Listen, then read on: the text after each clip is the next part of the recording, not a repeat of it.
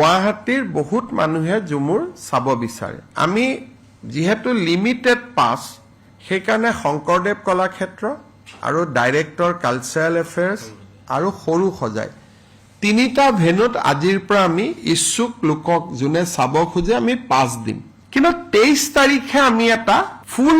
dress ৰিহাৰ্সেল কৰিম so মই গুৱাহাটী ৰাইজক আহ্বান জনাম যাতে 24 তাৰিখে প্ৰধানমন্ত্ৰী থাকাৰ সময়ত security those concerns will be there কিন্তু 23 তাৰিখে একো নাথাকে সেইকাৰণে বিহু যেনেকৈ আমি একদিন আগত চাইছিলো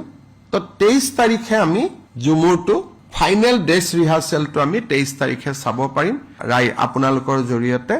অসমৰ ৰাইজক জনালো আৰু বাহিৰৰো যদি কোনবা বাগিচা বা